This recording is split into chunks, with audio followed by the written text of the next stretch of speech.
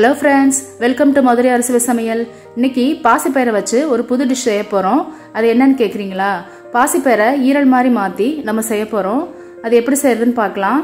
பாசிப்பயிரை நான் இன்னைக்கு 125 gram எடுத்துர்க்கேன். Non veg வேணாம்னு நினைக்கிறவங்க இது மாதிரி பாசிப்பயிரை ஈரல் மாதிரி மாத்திட்டு நம்ம சாப்பிடலாம். அத நல்லா முங்குற அளவு தண்ணி ஊத்திட்டு நல்லா 6 மணி நேரம் ஊற வச்சிருங்க. 6 மணி நேரம் ஊறினாதான் நமக்கு சாஃப்ட்டா இருக்கும். 6 மணி நேரம் ஆயிடுச்சு. நம்ம மிக்ஸில போட்டு அரைச்சு எடுத்துக்கலாம். தேவையான உப்பு போட்டுக்கோங்க. நல்லா நைஸா அரைச்சு எடுத்துருங்க. இட்லி மாவு பதத்துக்கு இருக்கட்டும். இப்போ இட்லி பாத்திரத்திலயோ இல்ல இட்லி குக்கர்லயோ நம்ம வேக வச்சு எடுத்துக்கலாம்.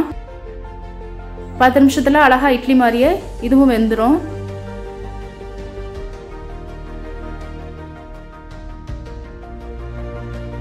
இப்போ 10 நிமிஷம் ஆயிடுச்சு. இட்லி மாதிரி அழகா வெந்துருச்சு. எனக்கு 8 இட்லி போல கிடைச்சிச்சு. நீங்க கொஞ்சமா செஞ்சு பார்க்கணும்னா நான் போட்டிருக்க 125 கிராம் பாசிப்பயிரில் பாதி அளவு எடுத்து செஞ்சு பாருங்க. இப்போ நம்ம இது எல்லாத்தையும் பீஸ் போட்டுக்கலாம். நான் சாம்பிளுக்கு இப்போ ஒன்று கட் பண்ணி காமிக்கிறேன்.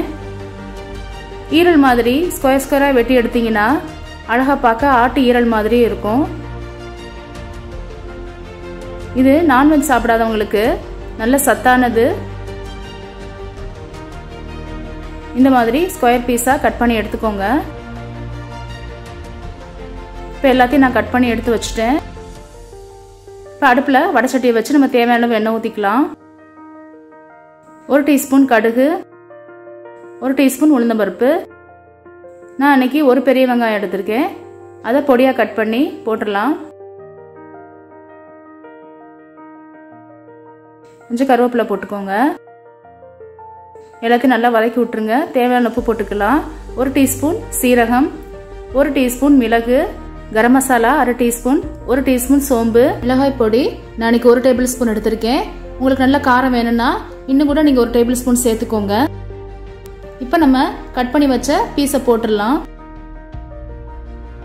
எல்லாத்தையும் நல்லா மிக்ஸ் பண்ணி விட்டுருங்க. தேவையான அளவு தண்ணி ஊற்றிக்கலாம். இந்த பச்சை வாசனை போறதுக்காண்டி அடுப்பை சிம்ல வச்சிடலாம். இது கொதிச்சுட்டு இருக்கட்டும்.